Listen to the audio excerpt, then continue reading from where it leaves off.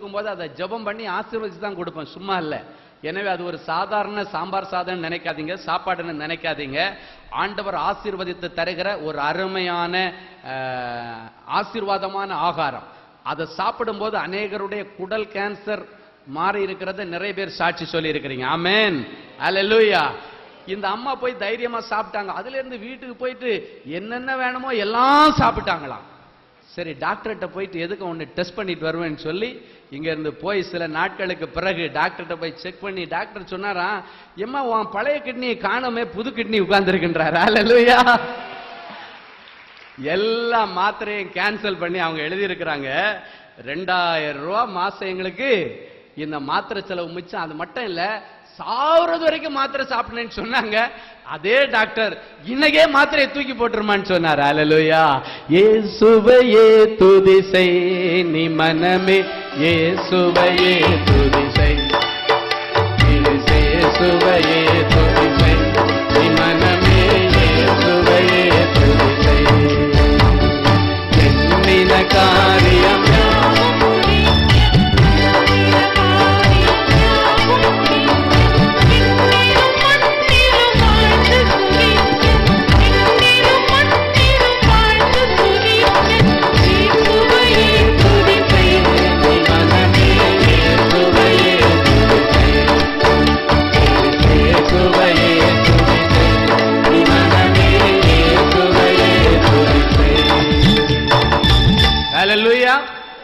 கர்த்தர் உனக்காக யாவற்றையும் செய்து முடிப்பார்.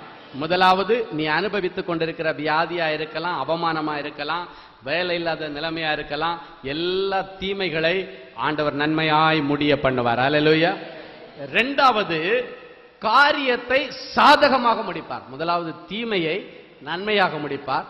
இரண்டாவது காரியத்தை உனக்கு சாதகமாக, உனக்கு எதிரடையாக அல்ல, உனக்கு சாதகமாக ஆண்டவர் முடிக்க போறாராம். எஸ்தர் 9:1 இப்படியாய் சொல்லுகிறது, வாசிப்போம். ராஜாவின் வார்த்தையின்படியும், ராஜாவின் வார்த்தையின்படியும், அவனுடைய கட்டளையின்படியும், அவனுடைய கட்டளையின்படியும் செய்யப்படுகிறதற்கு ஆதார் மாதம் என்கிற 12ஆம் ஆதார் மாதம் என்கிற 12ஆம் மாதம் 13ஆம் தேதியிலே யூதரின் பகைஞர் அவர்களை மேற்கொள்ளலாம் என்று நம்பினார்கள். யூதரின் பகைஞர் அவர்களை மேற்கொள்ளலாம் என்று நம்பினார்களே, அந்நாளிலே தானே யூதரானவர்கள் தங்கள் பகைஞரை மேற்கொள்ளும்படிக்கு காரியம் மாறுதலாய் முடிந்தது. காரியம் மாறுதலாய் முடிந்தது. காரியம் மாறுதலாய் முடிச்சு. எப்படிப்பட்ட மாறுதல்? சாதகமான மாறுதல். சொல்லுங்க பார்க்கலாம். சாதகமான மாறுதல். அழகா எல்லாரும் சொல்லுங்க பார்க்கலாம். சாதகமான மாறுதல். சரி, ஆதார் மாதம் என்கிற 12வது மாசம். இது எத்தனாவது மாசம்? செப்டம்பர் என்கிற 9வது மாசம். சரியா? சரி, நல்ல கவனிங்க. அன்றைக்கு ஆதார் என்கிற 12ஆம் மாசம் 13ஆம் தேதி. இன்னைக்கு நமக்கு தேதி என்ன? செப்டம்பர் மாதம் எத்தனாம் தேதி? 7ஆம் தேதி. அன்னைக்கு யூத ஜனங்களுக்கு சாதகமாக காரியம் மாறுதலா முடிஞ்சிருச்சு.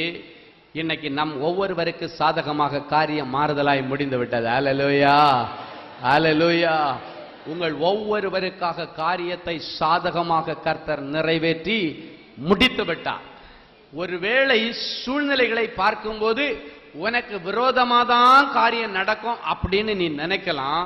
ஆனால் இன்றைக்கு ஆண்டவர் சொல்லுகிறார், உன்னுடைய நினைவுகள் என் நினைவுகள் அல்ல, நீ நினைக்கிற நினைவு என் நினைவு அல்ல, உன் வழிகள் என் வழிகளும் அல்ல. இதோ புதிய காரியத்தை உனக்கு செய்கிறேன், உனக்கு சாதகமாக செய்கிறேன், அதை செய்து முடிப்பேன் என்று கர்த்தருடைய ஆவியானவர் சொல்லுகிறார். அல்லேலூயா. இந்த வார்த்தை எஸ்தரின் புஸ்தகத்திலே சொல்லப்பட்டிருக்கிறது. இந்த எஸ்தருடைய வாழ்க்கையிலே நடந்த அந்த சம்பவத்தை நான் உங்களுக்கு சுருக்கமாய் சொல்லி அடுத்த காரியங்களுக்கு கடந்து செல்லுகிறேன். எஸ்தர் மொர்தெகாயினுடைய சித்தப்பா மகள். அவளுடைய தாய் தகப்பன் இறந்து விட்டார்கள். அவர் ஒரு அனாதையாய் நிற்கும்போது அவளுடைய பெரியப்பா மகன் வச்சுங்களாம் மொர்தெகாய், அவர் இந்த மகளை எடுத்து வளர்த்து இவளை அந்த ராஜாவின் அரண்மனையிலே, அகாஸ்வேரு ராஜா என்கிற ராஜாவின் அரண்மனையிலே இவளை அனுப்புகிறான். இவனும் அந்த அரண்மனையிலே ஒரு சாதாரண வேலையில தான் இவன் மொர்தெகாய் இருக்கிறான். யார் இந்த மொர்தெகாய்னு பார்த்தீங்கன்னா, பாபிலோன் ராஜாவாகிய நெபுகாத் நேச்சார் எருசலேமை ஜெயித்து அவன் கொள்ளையாடி கொண்டு வந்த அநேக அடிமைகளில் ஒருவன் தான் இந்த மொர்தெகாயும் அவனோடு கூட வந்த இந்த எஸ்தரும் இந்த தேசத்திலே அடிமையாய் கொண்டு வரப்பட்ட அடிமையின் பிள்ளைகள் அந்த ராஜாவின் அரண்மனையில் இருக்கிறார்கள். இந்த சூழ்நிலையிலே அங்கு இருக்கிற ஆமான் என்கிற ராஜாவுக்கு மிகவும் வேண்டிய உயர் அதிகாரி ஒருவன் யூத ஜனங்களுக்கு விரோதமாக யூத ஜனங்களை அழிக்கும்படி அந்த குலத்தையே அழிக்கணும், வேரோட பிடுங்கி எறிஞ்சிடணும், அந்த வேரோட அந்த குலமே இருக்கக்கூடாது என்று சொல்லி ஒரு பெரிய அழிவை கொண்டு வரும்படி ஒரு பெரிய திட்டம் தீட்டி நயவஞ்சகமாய் ராஜாவாகிய அகாஸ்வேருவிடத்தில் பேசி அவனுடைய கீழ் இருக்கிற எல்லா ராஜ்யங்களுக்கும் இந்த காரியங்கள் அறிவிக்கப்பட்டு அவர்களை முழுமையாக கொலை செய்யும்படி யூத குலம் முழுவதையும் அழித்து விட வேண்டும் என்று சொல்லி ஆமான் கங்கணம் கட்டி நிற்கிறான். அல்லேலூயா. இன்றைக்கு ஏதோ ஒரு ஆமான் உன்னுடைய எதிர்காலத்தை அழிக்கணும், உன் குடும்பத்தை அழிக்கணும், உன் குடும்பத்தை வேரோட சாய்க்கணும், உன்னுடைய பிள்ளைகள் அவமானப்படணும், உன்னுடைய புருஷன் இந்த பூமியில தற்கொலை பண்ணணும் என்றெல்லாம் சொல்லி அநேக காரியங்களை உன் குடும்பத்தையே அழிக்கும்படி ஏதோ ஒரு ஆமான் ஒரு கிரியை செய்யப்பட்ட நிலைமையிலே நீ இந்த இடத்திலே வந்திருக்கலாம். அன்றைக்கு இதே சூழ்நிலை தான் யூத ஜனங்களுக்கு இருந்தது. வசனம் சொல்லுகிறது எஸ்தர் 8:9, இந்து தேசம் முதல் எத்தியோப்பியா தேசம் மட்டுமுள்ள 127 நாடுகளிலே யூத ஜனங்கள் பரம்பி கிடந்தார்கள். இந்திய தேசத்திலிருந்து எத்தியோப்பியா தேசம் வரைக்கும் 127 தேசங்கள் அகாஸ்வேரு ராஜாவுடைய கண்ட்ரோலிலே இருக்கிறது. இந்த அகாஸ்வேரு ராஜாவுடைய கண்ட்ரோல்ல இருக்கிற 127 தேசத்திற்கும் ஒரு செய்தி பரப்பப்பட்டு விட்டது. என்ன செய்தி அனுப்பப்பட்டது? ராஜாவின் இந்த செய்தி எங்கிருந்து புறப்பட்டு போச்சான்? சூசான் என்கிற நகரத்தில் உள்ள தலைநகரத்தில் உள்ள அகாஸ்வேரு ராஜாவுடைய அரண்மனையிலிருந்து இந்த கட்டளை புறப்பட்டு 127 தேசங்களுக்கு எல்லாருக்கும் அனுமதிச்சாச்சு, எல்லாருக்கும் அனுப்பியாச்சு. அஞ்சற்காரர்கள் மூலமாக, போஸ்ட்மேன் மூலமாக எல்லா தேசங்களுக்கும் 127 தேசங்களுக்கு கொடுக்கப்பட்டது. 127 தேசத்தில் உள்ள யூத ஜனங்களுடைய ஜீவன் ஒரு நாளுக்காக காத்திருந்தது. ஒரு நிமிஷம், கடைசி நிமிஷம். எந்த நிமிஷம்னா இந்த ஆதார் மாதம் 13ஆம் தேதி நான் எஸ்ங்க ராஜா சொன்ன உடனே ஒரே நாளிலே 127 தேசத்தில் உள்ள யூத ஜனங்களுடைய ஒட்டுமொத்த குடும்பமும், வசனம் சொல்லுகிறது எஸ்தர் 3:13, ஒரே நாளிலே சிறியோர் பெரியோர் குழந்தைகள் ஸ்திரீகள் ஆகிய சகல யூதரையும் அழித்து கொண்டு நிர்மூலமாக்கவும் அவர்களை கொள்ளையிடவும் அஞ்சற்காரர் கையிலே ராஜாவின் நாடுகளுக்கு எல்லாம் கட்டளை அனுப்பப்பட்டது. அகாஸ்வேரு ராஜாவுடைய கண்ட்ரோல்ல இருக்கிற எல்லா நாடுகளுக்கும் கட்டளை அனுப்பப்பட்டது. சின்ன பிள்ளைங்களை கூட விட்டு வைக்காதீங்க. சின்னவங்களா இருந்தாலும் பெரியவங்களா இருந்தாலும் இந்த யூத குலத்திலே பிறந்த அத்தனை பேரையும் கூண்டோட அழித்து விடுங்கள், இது ராஜ கட்டளை என்று சொல்லி ராஜாவுடைய அரண்மனையிலிருந்து கட்டளை புறப்பட்டு போனது. அது கடைசி நிமிஷத்துல ஒரு கட்டளை கொடுத்துட்டாங்கன்னா இத்தனை நாள் இத்தனை மணியிலிருந்து இம்ப்ளிமெண்ட் பண்ணணும்னு அரசாங்கம் அந்த நேரத்தை effect from this day this time சொல்லி போட்டிருப்பாங்க. அந்த திஸ் டே திஸ் டைம் என்னைக்குன்னா ஆதார் மாதம் என்கிற 12ஆம் மாதத்தின் 13ஆம் தேதி. 12ஆம் தேதி முழு யூத கலமும் கலங்கி நிற்கிறது. வசனம் சொல்லுகிறது சூசான் நகரமே கலங்கி நின்றதாம். சூசான் நகரத்தில் உள்ள ஜனங்கள் என்று சொல்லவில்லை, அந்த சூசான் நகரமே கலங்கி நிற்கிறது.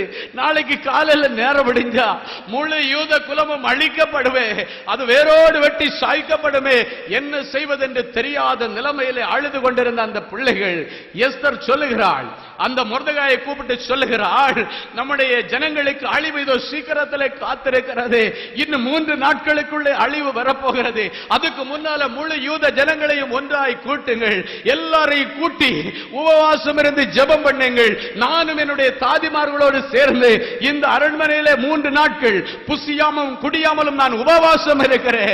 இந்த உபவாசத்திற்கு பிறகு கர்த்தர் கட்டாய காரியத்தை மாறுதலாய் முடிய பண்ணுவார். என்னுடைய ஜீவனை நான் எந்த விதத்திலும் துச்சமாய் மதித்து இந்த ஜனங்களுக்காக என் உயிர் போனா கூட பரவாயில்லை, ராஜா கோலை நீட்டும் போது என் ஜனங்களுக்காக நான் தீர்க்க, என்னுடைய ஜனங்களுக்காக நான் இரத்த சாட்சியை மறித்தாலும் பரவாயில்லை, நான் போய் அந்த கோலை தொடுவேன்.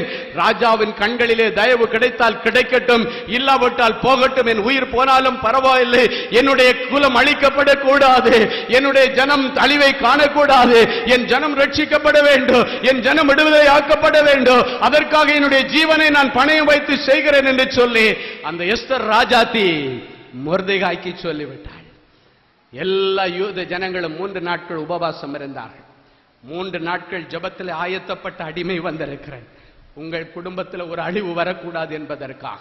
3 நாட்கள் தேவ சமூகத்தில் அமர்ந்து ஜெபம் பண்ணி, ஆண்டவரே, நண்பரின் பாதத்தில் ஒரு நாள் கூட்டத்தில் கலந்து வருகிற ஜனங்கள் அநேக வேதனையோடும் பிரச்சனையோடும் நெருக்கடியோடும் வருவார்களே, என் பிள்ளைகளுக்கு கர்த்தர் ஆறுதல் செய்ய வேண்டுமே, என் பிள்ளைகளுக்கு கர்த்தர் இரக்கம் செய்ய வேண்டுமே என்று சொல்லி 3 நாட்கள் என் வீட்டில் அல்ல, நான் ஒரு தனி அறையிலே போய் உட்கார்ந்து உங்களுக்காய் ஜெபம் பண்ணி வந்திருக்கிறேன். இங்கு வந்திருக்கிற அநேக பிள்ளைகள் இன்றைக்கு காலையிலிருந்து உபவாசத்தோடு வந்திருக்கிறீர்கள்.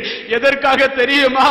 காரியம் எனக்கு சாதகமாக முடிய வேண்டுமே, காரியம் எனக்கு மாறுதலாய் முடிய வேண்டுமே, இத்தனை வருஷமும் எனக்கு எதிர்மறையாய் இந்த காரியத்தில் ஒரு அற்புதம் நடக்க வேண்டுமே, என் ஜனம் ரட்சிக்கப்பட வேண்டுமே, என் பிள்ளை ரட்சிக்கப்பட வேண்டுமே, என் புருஷன் ரட்சிக்கப்பட வேண்டுமே, என் மனைவி ரட்சிக்கப்பட வேண்டுமே, என் மருமகன் ரட்சிக்கப்பட வேண்டுமே, என் மருமகள் ரட்சிக்கப்பட வேண்டுமே என்று சொல்லி நீங்கள் ஒவ்வொருவரும் இன்றைக்கு உபவாசத்தோடு வந்திருக்கலாம். நீங்கள் சாப்பிட்டு வந்தால் கூட ஆண்டவருக்கு கவலை இல்லை, உன் இருதயத்தை ஆண்டவர் பார்க்கிறார். அன்றைக்கு 3 நாட்கள் ஆண்டவருடைய பிள்ளைகள் உபவாசம் இருந்து ஜெபித்தார்கள். கடைசி நிமிடம் வந்தபோது எஸ்தர் ராணி போய் ராஜாவுடைய முன்னிலையில நிற்கும் போது அவர் கோலை நீட்டினார். அந்த கோலை அவள் பிடித்துக் கொண்டாள். நீட்டப்பட்டது ராஜாவுடைய கோல் அல்ல, நீ தேடி வந்திருக்கிற இயேசுவுடைய கோல். இயேசுவுடைய கோலை அவள் தொட்டாள். கர்த்தர் அந்த ஜனத்திற்கு விடுதலை கொடுத்தார். இன்றைக்கு இயேசுவுடைய கோலை பிடிக்க வந்திருக்கிறார். ஆரோனுடைய கையில் இருந்த துளிர்த்த கோல் இன்றைக்கு உங்கள் ஒவ்வொருவருக்கும் அற்புதம் செய்ய போகிறது. ஊழியக்காரனுடைய வாயிலிருந்து வருகிற ஒவ்வொரு துளிர்த்த வார்த்தைகளும் இன்றைக்கு உனக்கு ஒரு அற்புதம் செய்ய போகிறது. காரியத்தை மாறுதலாய் முடிய பண்ணும், காரியத்தை உனக்கு சாதகமாய் முடிய பண்ணும். கடைசி நிமிஷத்துல காரியம் மாறுதலா முடிஞ்சிச்சு. என்ன நடந்துச்சு தெரியுமா? கலங்கி நின்ற சூசான் நகரம் 13ஆம் தேதி ஆர்ப்பரித்து களிகூர்ந்தது. இந்த 7ஆம் தேதி, இந்த செப்டம்பர் மாதம் என்கிற 9ஆம் தேதியிலே உன்னுடைய இருதயம் களிகூர்ந்து மகிழப் போகிறது. உன் குடும்பத்தை குறித்து, பிள்ளைகளை குறித்து, உன்னுடைய ஊழியத்தை குறித்து, தொழிலை குறித்து நீ களிகூர்ந்து மகிழத்தக்கதாக உன் குடும்பம் களிகூர்ந்து மகிழுகிறது. காரணம், கர்த்தர் இந்த நாளிலே, இந்த நிமிஷத்திலே காரியத்தை உனக்கு சாதகமாக முடிய பண்ணினார். அல்லேலூயா, அல்லேலூயா, அல்லேலூயா. என் அன்பு தேவ பிள்ளைகளை, ஆண்டவர் அதற்காகத்தான் இந்த நாளை உனக்காக முன்குறித்து வைத்திருக்கிறார். இது உனக்காக முன்குறிக்கப்பட்ட நாள். இது உன்னுடைய 10 நாட்கள். நீ டிவியில பார்க்கும்போது கர்த்தர் உனக்கு அற்புதம் செய்கிற இந்த நாளுக்காக இதோ இந்த சனிக்கிழமை உனக்கு நாள் காத்திருக்கிறது, கொடுக்கப்பட்டிருக்கிறது. இயேசுவே உன்னை அழைக்கிறார் உனக்கு அற்புதம் செய்வதற்காக. என்ற வார்த்தையை நம்பி நீ தேவ சமூகத்திலே வந்திருக்கிறாய். உன்னுடைய 10 நாட்கள் உன் ஆண்டவர் உனக்காக காரியங்களை சாதகமாய் முடிக்கிற நாட்கள். முடிக்கப்படாத உன்னுடைய கேஸ் ஆண்டவர் முடித்து தருகிற நாட்கள். முடிக்க முடியாத உன்னுடைய வீட்டை ஆண்டவர் கட்டி முடித்து தருகிற நாட்கள். இன்னும் கட்டப்படாத உன்னுடைய பிள்ளையுடைய வாழ்க்கையை ஆண்டவர் கட்டுகிற நாட்களாக கர்த்தர் இந்த நாட்களை உனக்காக பிரகடனப்படுத்தி இருக்கிறார். பாதியிலே நின்று கொண்டு தடுமாறி கொண்டிருக்கிற காரியங்களை கர்த்தரிடத்தில் ஒப்புவித்து அவர் மேல் நம்பிக்கையாய் கடந்து செல். அவரே காரியங்களை நிறைவேற்றுகிறவர். அவர் உனக்காக யாவற்றையும் செய்து முடித்தவர். உனக்காக செய்து முடிப்பார். இப்பொழுது தூதர்களுக்கு அவர் கட்டளையிட்டு விட்டார். தூதர்கள் புறப்பட்டு விட்டார்கள். கடைசி நிமிஷத்தில் ஒரு வார்த்தைக்காக தான் 127 தேசமும் காத்திருந்தது. அந்த வார்த்தை யூதர்களுக்கு விரோதமாய் இருந்தது, யூதர்களுக்கு சாதகமாய் மாறிச்சு. எப்படி சாதகமா மாறிச்சான்? எந்த மொர்தெகாவை தூக்குல போடணும்னு நினைச்சாங்களோ அந்த மொர்தெகாயை அரண்மனையிலே மிகவும் பெரியவனாய் கர்த்தர் உயர்த்தினார். ஹல்லேலூயா. அதுதான் நடந்த மாறுதல். ஹல்லேலூயா. என் அன்பு தேவ பிள்ளைகளை, யூத ஜனங்களுக்கு வாழ்வு கிடைத்தது. யூத ஜனங்களுக்கு ஒவ்வொரு தேசத்தில் உள்ள மாநிலத்தில் உள்ள அதிகாரிகள், மந்திரிகள் கண்களிலே தயவு கிடைத்தது என்று வேதாகமம் சொல்லுகிறது. ஒரு அருமையான வசனத்தை வாசிப்போம். எஸ்தர் 9:4. மொர்தெகாய் ராஜாவின் அரண்மனையில் பெரியவனாயிருந்தான். அவனுடைய கீர்த்தி எல்லா நாடுகளிலும் 127 நாடுகளிலும் பிரசித்தமாயிற்று. இந்த மொர்தெகாய் என்பவன் மேன்மேலும் பெரியவனானான். இனி நீங்கள் மேன்மேலும் பெரியவர்களாக போகிறீர்கள். உனக்கு தூக்கு மேடைன்னு சொல்லி முடிவு பண்ணி இருக்கலாம். ஆனால் கர்த்தர் உன்னை தூக்கு மேடைக்கு அனுப்புகிறவர் அல்ல, வாழ்வின் மேடையிலே கொண்டு போய் நிறுத்துகிறவர். அல்லேலூயா. குப்பையில் இருக்கிற உன்னை கோபுரத்தில் தூக்கி உட்கார வைக்கிற ஆண்டவர். ஹல்லேலூயா. ஆண்டவருடைய அழிவை விரும்புகிறவர் அல்ல, உன்னுடைய ஆக்கத்தையும் வாழ்வையும் விரும்புகிற ஆண்டவர் சொல்லுகிறார், உன்னை தூக்கி கோபுரத்தில் உட்கார வைப்பேன், மேன்மேலும் மொர்தெகாய் பெருகினா. ஆனா ஆமா என்ன நினைச்சான், அடுத்த நாள் காலையில மொர்தெகாய்க்கு இந்த இடத்துல தூக்கு, 127 தேசத்தில் உள்ள ஜனங்களுக்கு அழிவு என்று சொன்னான். ஆனால் அவன் போட்ட தூக்கு மரத்திலே அவனையே தூக்கி தொங்க விட்டாங்க. ஹல்லேலூயா. உனக்கு விரோதமாய் ஒரு வழியாய் வருகிறவர்கள் 7 வழியாய் ஓடி போவார்கள். உனக்கு விரோதமாய் செய்யப்பட்ட மாந்திரிக வல்லமைகளை கர்த்தர் அழித்துக் கொண்டிருக்கிறார். உன்னுடைய பிள்ளைக்கு விரோதமாய் செய்யப்பட்ட செய்வனை கட்டுகள், உன்னுடைய பிள்ளையை வசீகரம் பண்ணுவதற்காக செய்யப்பட்ட மாந்திரிக வல்லமைகள், அந்த வல்லமைகளை கர்த்தர் இப்பொழுது அழித்துக் கொண்டிருக்கிறார். இப்பொழுது உனக்காக யாவற்றையும் செய்த ஆண்டவர் உனக்கு சாதகமாக காரியத்தை மாறுதலாய் முடித்துக் கொண்டிருக்கிறார். உன்னுடைய பிள்ளையுடைய மனசு ஆண்டவர் மாற்றிக் கொண்டிருக்கிறார். ஒரு குறிப்பிட்ட காரியத்தை பிடித்துக் கொண்டு இதுதான் வேண்டும் என்று கேட்கிற உன்னுடைய பிள்ளையுடைய மனசை கர்த்தர் இன்றைக்கு மாற்றுகிறார். மாற்றி முடிக்கிறேன் என்று கர்த்தர் சொல்லுகிறார். என் அன்பு தேவ பிள்ளைகளே, உன்னுடைய பிள்ளைகளுடைய அழிவை காணணும்னு நினைச்சவங்க, உன் பிள்ளை மேன்மேலும் வளர்ந்து பெருகுகிறதை, மேன்மேலும் அவன் பெரியவன் ஆகிறதை வருகிற நாட்களிலே காண போகிறார்கள். கரங்களை தட்டி ஆண்டவருடைய நாமத்தை மகிமைப்படுத்து.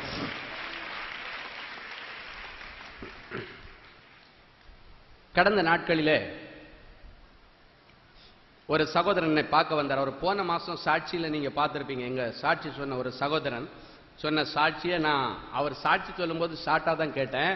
ஆனா அதன் பிறகு நான் இப்போ கடைசியா பழங்குளன்ற இடத்திற்கு திருநெல்வேலிக்கு நான் மீட்டிங் போயிருக்கும் போது, தூத்துக்குடி அவருக்கு சொந்தவர், அவர் என்ன பார்க்க திருநெல்வேலி. அப்ப நாங்க மீட்டிங் வர்றேன்ன உடனே நேர பார்த்து என்ன கேட்டார், இந்த மாசம் நான் சாட்சி சொன்னேன் பிரதர், என்ன ஞாபகம் இருக்கான்னு கேட்டார். ஞாபகம் இல்லைன்னு. உங்க ஆபீஸ்ல நான் கவுன்சிலிங் நீங்க தானே அப்பாயின்மெண்ட் கொடுத்தீங்க, அது ஞாபகம் இருக்கான்னு கேட்டாரு.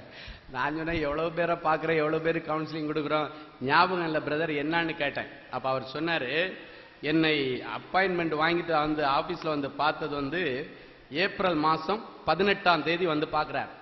சென்னைக்கு இதுக்காகவே வரார். எதுக்காகன்னா 15 வருஷம், போன மாசம் அவர் சாட்சி சொல்லும் போது சுருக்கமா சொல்லிட்டாரு. அதன் பிறகு அவர் எழுதி கொடுத்த சாட்சி, அது மட்டும் இல்லை, நான் போன இடத்துல அவர் சொன்ன சாட்சி தான் எனக்கு ஆச்சரியமா இருந்தது. அவர் ஒரு கவர்மெண்ட்ல பெரிய அதிகாரி. 15 வருஷத்துக்கு முன்னால் அவரை சஸ்பெண்ட் பண்ணிட்டாங்க.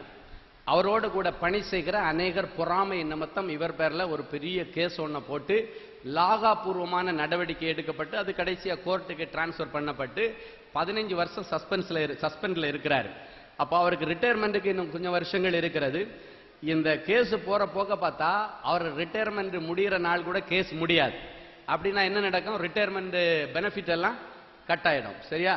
இந்த நிலைமையில கேஸ் போயிட்டு இருக்கு. அது மட்டும் இல்ல, காரியங்கள் எல்லாம், அந்த சாட்சிகள் எல்லாம் இவருக்கு விரோதமா கோர்ட்ல சாட்சி சொல்லிட்டே இருக்கிறாங்க. அப்ப இந்த கோர்ட்ல சாட்சிகள் விரோதமா வர வர இவருடைய மனசுல ஒரு பயமும் திகிலும் வந்தது. நான் எப்படியாவது மீண்டும் வேலையில சேர்ந்துருவேன், என்னுடைய பிள்ளைகளுடைய லைஃப் எல்லாம் நல்லபடியா செட்டில் பண்ணணும்னு நினைச்சா காரியம் எல்லாம் நமக்கு விரோதமா போயிட்டு இருக்கிற, சாட்சியெல்லாம் நமக்கு விரோதமா போயிட்டு இருக்கிறத, அது மட்டும் இல்ல ரொம்ப ஸ்லோவா எல்லாம் அது நடந்துட்டு இருக்கு, எப்ப இதுக்கெல்லாம் ஒரு விடிவு காலம் வரும் என்று சொல்லி அவன் ஆண்டவருடைய பாதத்திலே காரியங்களை கேட்டு அறிந்து கொள்ளும்படிக்கு அப்பாயின்மெண்ட் வாங்கிட்டு பார்த்தார். என்ன நடக்க போகுது அப்படின்றது அவருக்கு தெரியணும் அப்படின்றதுக்காக வந்தார். ஆண்டவர் அவரை பார்த்து சொன்ன காரியம் மாறுதலா முடியும். நீ என்ன சொல்ற, உனக்கு விரோதமா சாட்சி எல்லாம் பதிவு செய்யப்பட்டு கொண்டிருக்கிறது, அதனால எனக்கு எகெயின்ஸ்டா ஜட்ஜ்மெண்ட் இருக்கும், அதனால என் லைஃபே கெட்டு போயிடும், லைஃபே அழிஞ்சு போயிடுன்னு சொல்லி கண்ணீரோட வந்திருக்கிற மகனே, உனக்கு பாதகமாக அல்ல, உனக்கு சாதகமா நடக்கும். அது மட்டும் இல்ல, அது இனி பல வருஷம் எல்லாம் இழுக்காது. அவர் சொல்றாரு, இனி எத்தனை வருஷம் இழுக்குமோ தெரியலன்னாரு. ஆண்டவர் சொன்னார், இனி பல வருஷம் இழுக்காது, இதே மாதம் கர்த்தர் உனக்கு 1 மாசத்துக்குள்ளால அற்புதம் செய்வார். அல்லேலூயா. ஒரே மாதம் என்று ஆண்டவர் சொன்னார். ஒரே மாசத்துல ஆண்டவர் தெளிவா சொன்னார். எப்படி ஐயா, வாய்ப்பே இல்லை, இன்னும் நிறைய சாட்சியெல்லாம் என்ன விசாரிக்க வேண்டி இருக்கு, இன்னும் நிறைய அதெல்லாம் இன்னும் அவங்க பதிவு செய்ய வேண்டி இருக்குது, ஒரே மாசம் சொல்றீங்களே. அப்ப ஆண்டவர் சொன்னார், அடுத்த வாய்தால நீ போய் பார்க்கும்போது உனக்கு என்கொயரி நடக்கணும்னு நினைப்பா, ஆனா அடுத்த வாய்தால உனக்கு ஜட்ஜ்மெண்ட் ஆண்டவர். அல்லேலூயா. இவருக்கு என்னடா சாதாரணமா நடக்கிறதுக்கு இதுக்கு சம்பந்தம் இல்லாம பேசுறாரு அப்படின்னு அவர் நினைச்சார். போயிட்டார். கடைசியா ஏப்ரல் 18 வந்துட்டு போனாரு. மே மாசம் 16ஆம் தேதி அவங்க வக்கீல் கூப்பிட்டாரு. இன்னைக்கு டேட் ஞாபகம் இருக்கான்னு கேட்டாராம். அப்ப அவர் சொன்னாரா, இல்ல எனக்கு ஞாபகம் இல்லைன்னு. இன்னைக்கு காலையில கேஸ் நடந்து எனக்கு நிறைய காரியங்கள் எல்லாம் பேசிட்டாங்க, சாயங்காலம் சீக்கிரம் வரும் போய் இன்னைக்கு சாயங்காலம் ஜட்ஜ்மெண்ட் கொடுக்க போறாங்க. அல்லேலூயா. திடீர்னு இவருக்கு ஒன்றும் புரியல. ஆண்டவர் சொன்னார் ஒரே மாசத்துல முடிவுக்கு கொண்டு வந்துருவேன் கேஸ்ன்னு சொல்லிட்டாரு. பார்த்தா ஏப்ரல் 18னா மே 16ஆம் தேதி கரெக்டா இன்னும் 2 நாள் தான் இருக்கு. எத்தனை நாள்? 2 நாள் இருக்குது. 16ஆம் தேதி காலையில கோர்ட்டு கூடிச்சு, இதை பத்தி விசாரிச்சுட்டாங்க. 16ஆம் தேதி சாயங்காலம் ஜட்ஜ்மெண்ட்னு சொல்லிட்டாரு, சீக்கிரம் வாங்க என்ன. 16ஆம் தேதி சாயங்காலம் காரியம் சாதகமாய் முடிந்தது. கரங்களை தட்டி ஆண்டவருடைய நாமத்தை மகிமைப்படுத்த. ஹல்லேலூயா. கர்த்தர் அந்த சஸ்பெண்ட் எல்லாம் எடுத்து போட்டு இன்றைக்கு அவரை வேலையில சேர்த்திருக்கிறார். ஹல்லேலூயா. என் அன்பு தேவ பிள்ளையே, ஒருவேளை உனக்கும் ஏதோ ஒரு கேஸ், உன்னுடைய சொத்தை குறித்த கேஸோ, வேலையை குறித்த கேஸோ, ஒழுங்கு நடவடிக்கை கேஸோ, ஏதோ ஒரு கேஸ் இன்னைக்கு இருந்தா ஆண்டவர் இந்த மாசம் உனக்கு அதை சாதகமாக முடித்து தருகிற மாதம் என்று கர்த்தர் சொல்லுகிறார். கரங்களை தட்டி ஆண்டவருடைய நாமத்தை மகிமைப்படுத்துவோம். ஷபாலா ரமன். எனக்காயாவையும் செய்து முடித்திடும் இயேசு ஒருவருள். எல்லாம் கரங்களை தட்டி பாடுவோம்.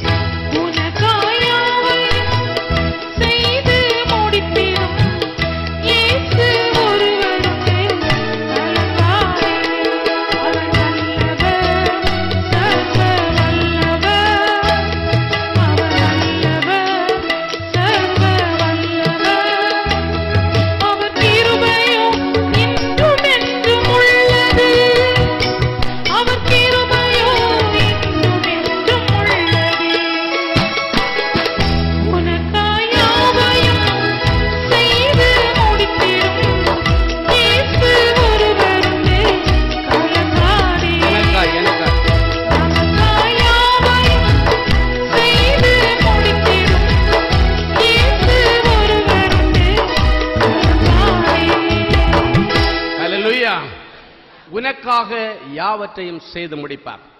முதலாவது தீமையை நன்மையாக ஆண்டவர் முடித்து தருவார். இரண்டாவது உனக்கு விரோதமா இருக்கிறத உனக்கு சாதகமா நிறைவேற்றி முடித்து தருவார். உனக்கு சாதகமா காரியத்தை ஆண்டவர் முடிச்சு தருவார். அந்த சாதகமா யூத ஜனங்களுக்கு அமைஞ்சதனுடைய பின்னணி என்னன்னா அவருடைய ஜெபம். அன்றைக்கு தீமை நன்மையா அவனுக்கு மாறினதனுடைய ரகசியம் அவனுடைய பரிசுத்தம். இந்த யூத ஜனங்களுக்கு சாதகமா தீர்ப்பு வந்ததனுடைய பின்னணி என்னன்னா அவருடைய ஜெபம். எனவே அந்த காரியத்தை குறித்து இன்னிலிருந்து ராத்திரியும் பகலும் ஜெபம் பண்ணிட்டே இருங்க. ஆண்டவர் இரக்கம் செய்கிறது வரைக்கும் ஜெபம் பண்ணுங்க. ஜட்ஜ்மெண்ட் வருகிறது வரைக்கும் ஜெபம் பண்ணுங்க. எஜமானுடைய கண்களை ஒரு வேலைக்காரன் நோக்கி இருக்கிறது போலவும், எஜமாட்டியுடைய கண்களை ஒரு வேலைக்காரி நோக்கி இருக்கிறது போலவும், அவர் இரக்கம் செய்கிறது வரைக்கும் அவரை நோக்கி பாருங்கள் என்று சொல்லப்பட்டிருக்கிறது. அது வரைக்கும் நீங்க ஜெபிக்க மறக்காதீங்க, அதுக்கு பிறகு துதிக்க மறக்காதீங்க. கரங்களை தட்டி ஆண்டவருடைய நாமத்தை மகிமைப்படுத்துங்க. மூன்றாவதாக சொன்னதை செய்து முடிப்பார். முதலாவது தீமையை நன்மையாக முடிப்பார். இரண்டாவது காரியத்தை சாதகமாக முடிப்பார். மூணாவது சொன்னதை செய்து முடிப்பார். அப்படின்னா ஏற்கனவே ஆண்டவர் உனக்கு அநேக வாக்குத்தத்தங்களை கொடுத்திருக்கிறார், அநேக தரிசனங்களை கொடுத்திருக்கிறார். அது எல்லாத்தையும் ஆண்டவர் நிறைவேற்றி முடிப்பேன் என்று சொல்லுகிறார். சிலர் சொல்லுவாங்க, ஆண்டவர் கொடுத்த வாக்குத்தத்தம் எனக்கு கிடைச்சி 1 வருஷம் ஆச்சு, 2 வருஷம் ஆச்சு, இன்னும் கல்யாணம் நடக்கல, இன்னும் குழந்தை பாக்கியம் கிடைக்கல, இன்னும் வேலை கிடைக்கல, இன்னும் சொந்த வீடு கிடைக்கல. அது ஒரு நாளும் செத்து போகாது, ஜீவனோடு சுத்திக்கிட்டே இருக்கும். கர்த்தர் முன்குறித்த நாளிலே செய்து முடிக்கும். அல்லேலூயா. ஆண்டவர் அந்த முன்குறித்த நாட்களை இதோ இந்த மாதத்திற்கு என்று ஆண்டவர் சொல்லுகிறார். கரங்களை தட்டி ஆண்டவருடைய நாமத்தை மகிமைப்படுத்துங்க. ஏசாயா 46:11 இப்படியாய் சொல்லுகிறது, வாசிப்போம். உராய்ச்சுகிற ஒரு பட்சியை கிழக்கில் இருந்தும் என் ஆலோசனையை நிறைவேற்றும் மனுஷனை தூர தேசத்திலிருந்தும் வரவழைக்கிறவராயிருக்கிறேன். அதை சொன்னேன், அதை நிறைவேற்றுவேன், அதை திட்டம் பண்ணினேன், அதை செய்து முடிப்பேன். அதை சொன்னேன், நிறைவேற்றுவேன். அதை திட்டம் போட்டுட்டேன், அதை செய்து முடிப்பேன் அப்படின்னு ஆண்டவர் சொல்லுகிறார். எதுன்னா, உராய்ஞ்சுகிற ஒரு பட்சியை கிழக்கில் இருந்தும் என் ஆலோசனையை நிறைவேற்றும் ஒரு மனுஷனை தூர தேசத்திலும் இருந்து வரவழைக்கிறவருமாயிருக்கிறேன். எல்லாரும் நல்லா கவனிங்க.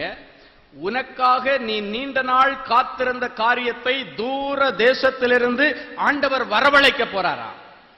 அது ஒருவேளை உன் மகளுக்கு ஒரு ஏற்ற துணையா இருக்கலாம், உன் மகனுக்கு ஏற்ற துணையா இருக்கலாம், உன் மகனுக்கு ஏற்ற ஒரு வேலையா இருக்கலாம், உன்னுடைய மகனுக்கு ஏற்ற ஒரு பிசினஸ் ஒரு ஆர்டரா இருக்கலாம், உன்னுடைய மகளுக்கு ஏற்ற ஒரு கர்ப்பத்தின் கனியா இருக்கலாம். ஏதோ ஒன்றை கர்த்தர் வரவழைக்கிறவராயிருக்கிறேன் என்று சொல்லுகிறார். அல்லேலூயா. என் ஆலோசனையை நிறைவேற்றும் மனுஷனை தூர தேசத்திலிருந்து நான் வரவழைக்கிறவருமாயிருக்கிறேன். அதை இன்றைக்கு நான் சொன்னேன், அதை நிறைவேற்றுவேன். அதை நான் திட்டம் போட்டாச்சு, அதை செய்து முடிப்பேன் என்று கர்த்தர் சொல்லுகிறார். ஆமென். இன்னைக்கு ஆண்டவர் உங்க ஒவ்வொருவருடைய ஜெப குறிப்புகளுக்காக ஆண்டவர் பிளான் பண்ணிட்டார், திட்டம் போட்டாச்சு. ஆமென். திட்டத்தை தர்றது ஆண்டவர் தான், அதை செயல்படுத்தி மகிழ்கிறது அவர் தான். ஆமென். நான் திட்டம் பண்ணினேன், எனவே அதை செய்து முடிப்பேன். ஆமென்.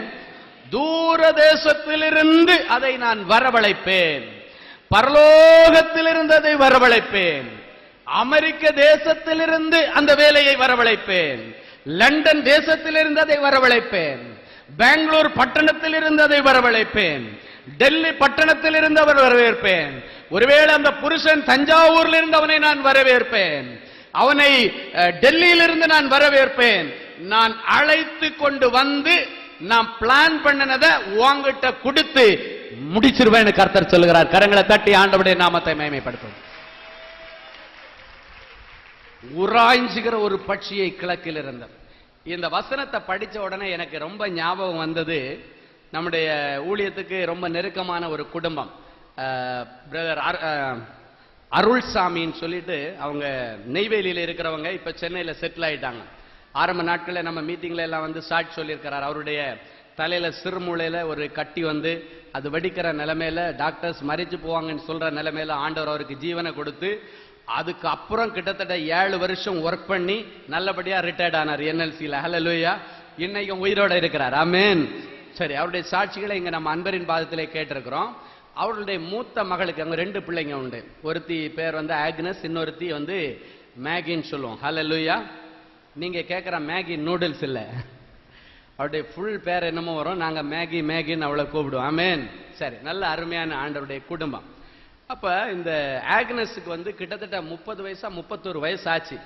ஆனாலும் திருமணத்திற்கான காரியங்கள்ல ஒரு காரியம் நிறைவேறவே இல்லை. தடனா தட தட தட. ஒவ்வொரு முறையும் அந்த மகள் என்னை பார்க்க வருவாள், அன்பரின் பாதத்திற்கு வருவாள், அவங்க அப்பா அம்மா வருவாங்க.